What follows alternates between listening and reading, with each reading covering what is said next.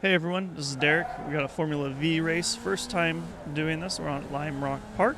Qualified for third place. Instantly go down to fourth place. It's a pretty fun track. I really like Lime Rock Park. This is a 12-minute race, so it should be pretty quick. We're just going to try to take it kind of easy at the first lap. The Formula V car is very loose at the start. And you see when that cloud of smoke's happening, I think that's when people are downshifting. And I noticed throughout this race that I'm actually downshifting at different points than these people are, which I think my points were a little bit better. But this is my first time doing a Formula V race and hitting this chicane. I'm clearly faster than the GTX guy in front of me. And we're going to try to squeeze up here. Still third place from, which we just managed to do here. Holding the inside. If you hit that corner right there too hard, you will get a slowdown penalty. We're going to try to get up into the slipstream here if we can. The other two are, the first and second place ahead of us are already fighting for the slipstream. In position, the guy behind me in fourth place does not hold behind me for slipstream for some reason, which is fine with me. It lets me widen out the gap a little bit more.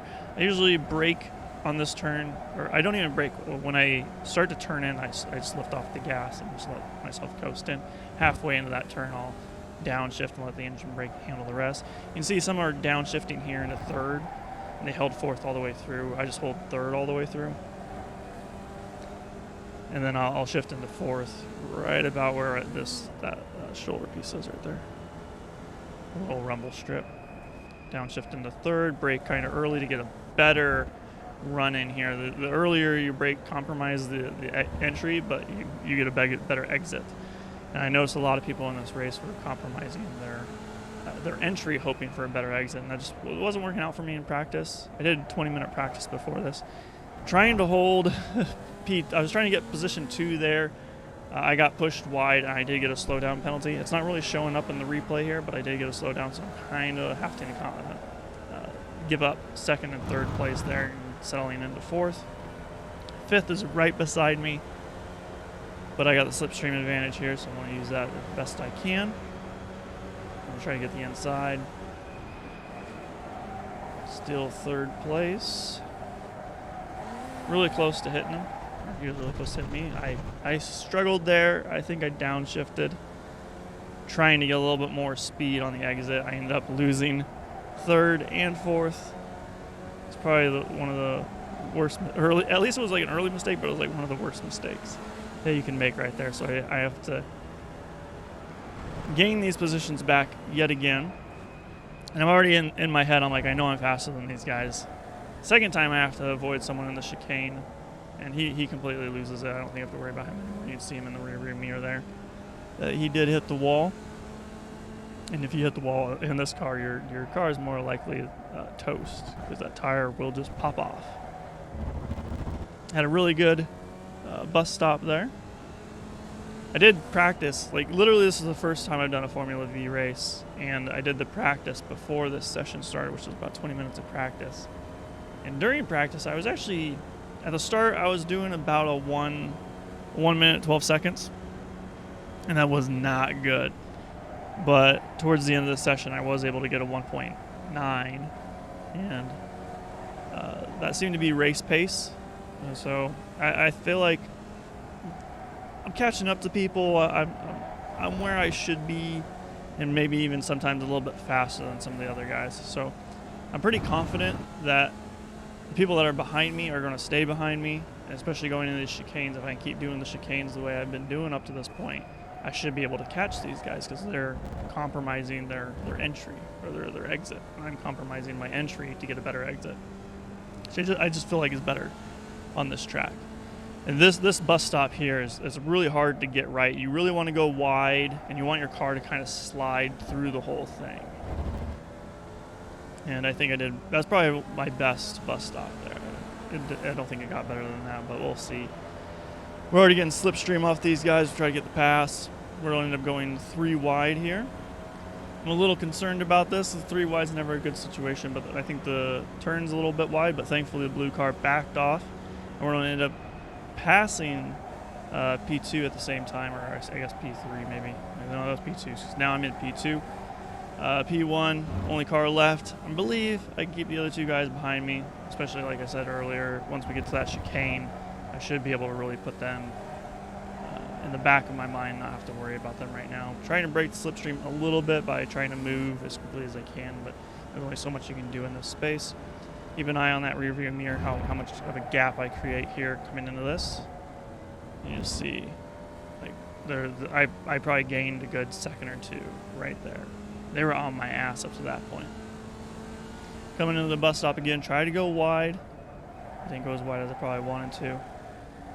And I followed his line. We both went into the grass, which really bad because I probably could have caught him there a lot, but he ended up pulling away a bit more. So we're going to try to get as much slipstream as we can off the straight. And the Formula V cars, man, if you can get in the slipstream range, that will pull you out of any situation. So being in that slipstream range in this, especially slower cars, it seems is a huge advantage because you can just be pulled out of the brink of like oblivion or whatever. Probably could have done a better job there, but it's still not too bad. We're still, I think the whole time on this track, like my best point. It's not. I mean, it's not a good point. It's not. I'm not the best at this track, and there's definitely better ways to take the chicane. But I feel like in this session with these drivers, I feel like I'm taking the chicane probably the best out of everyone here. You can see I gained a little bit of time. He's a bit closer. Try to hope for the bus stop. Try to get a better runoff here to take advantage of the slipstream going into the straight. He went pretty wide, which kind of screwed up his turn there, which allowed me to catch back up pretty good. There's a lot of, like, this track is really good. It's all right-handers, but with that bus stop that's thrown into the mix, it really does kind of mess up the flow. This is my first time doing Lime Rock Park with that bus stop. And it's definitely fun for slower cars. Let's see if he gives it to me here. He's still got the inside. I want to hold out to the outside just in case, because I couldn't really tell while we were racing. And that allowed him to get right back into P1, but I have a better runoff here, so I'm going to try to get at the inside on this. Couldn't hold it, downshifted, and kind of screwed up all my speed.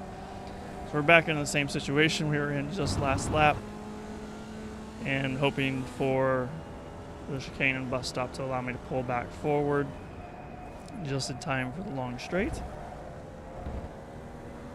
You see I gained a lot of time on him there. Let's see how the bus stop does here. I'm not even sure if that's called the bus stop, but I know Watkins Glen has something kind of similar, so I'm calling it the bus stop. He lost control. Great. I feel like he should have got a slow down there. I don't know if he actually did. Both his tires were not on the road, which last time that happened to me, I did get a slowdown. I want to go to the outside here again. I feel like he probably does have a slowdown because I don't think he would have gave this up to me.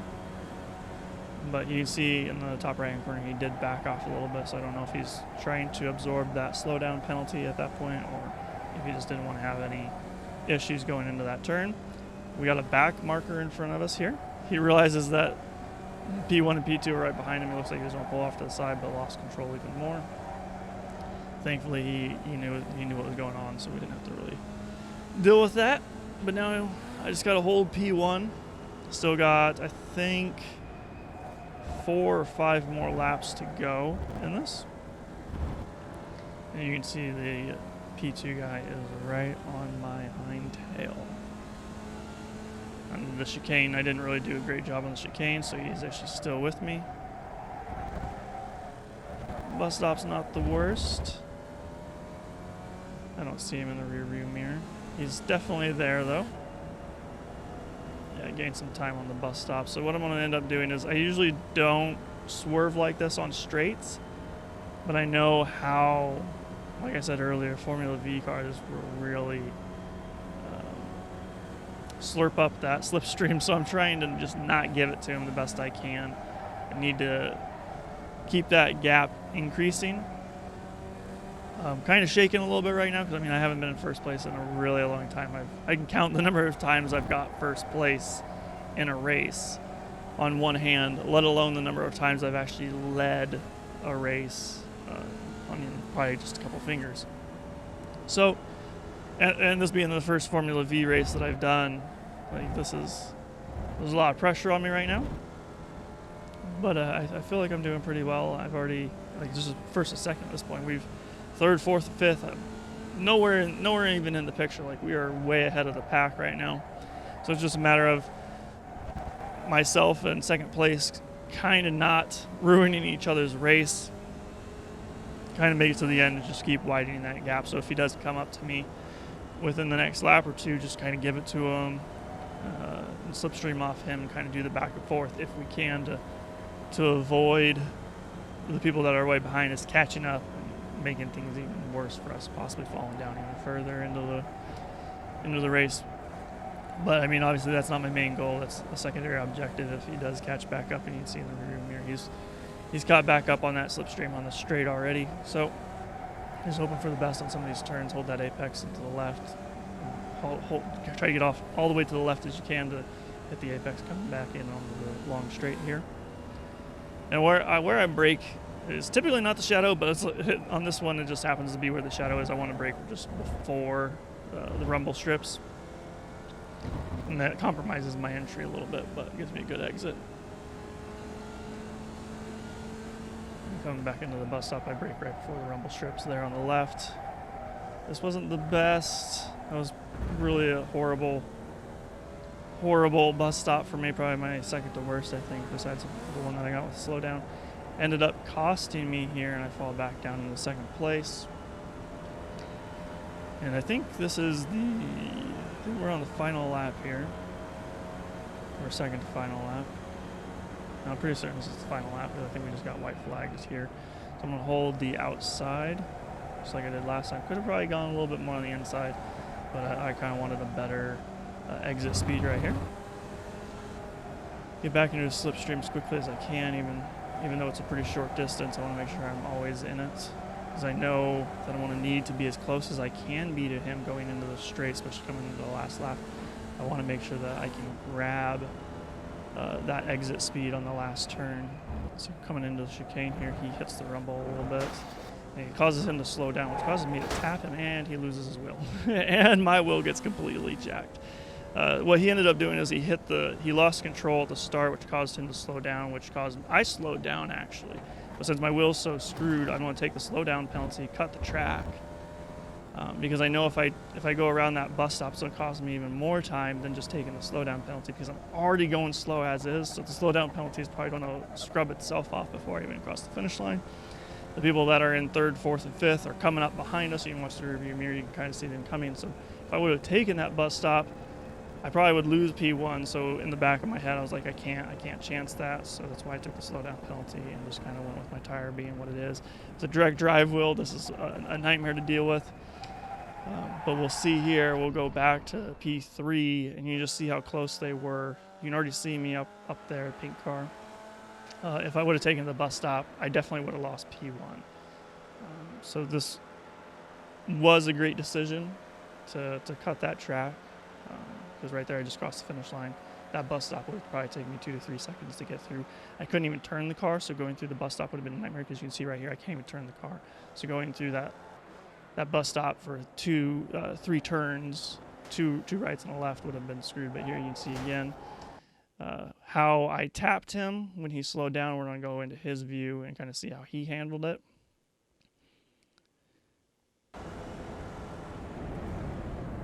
And he loses control, hits this bump, so he already has to slow down more than he needed to, which caused me to barely tap him. But if that barely tap, he would have still hit that curb anyways. Lost his right tire, which doesn't really seem to affect his car a whole lot, so I don't know if this was net code or not. His car does drag a little bit to the left. You can see his tire was there on the ground as well. But his turns don't seem affected at all, so I can't tell 100% if this was net code or not. And I'm just seeing this tire, because how my car had all 4 tires and I was having a hard enough time to turn, yet he has 3 and he can turn with ease. So not too sure what happened here, because what you'll see is when he crosses the finish line, his tire actually comes back. So I don't know if my game resynced with his, or the game was like, oh, here's your 4th tire, you can have it back. Like, see, it just comes back like normal. So not sure what happened there. I don't think I was at fault. If you guys think I was at fault for that incident, go ahead and leave a comment below. Here you can see the results. We were in the second to top splits. Got first place. I had the fastest lap as well. A little bit more incidents than I would like, but sometimes those can't be avoided. I rating went up by 88 points. Lost a bit of safety rating. All in all, not too bad. I think this was, like I said, I haven't had very many wins in my iRacing career, but I think this was probably my third win overall. Not the best. I would like a cleaner win, but I don't think I was at fault, like I said earlier. So I'll take it. Thanks for watching, guys.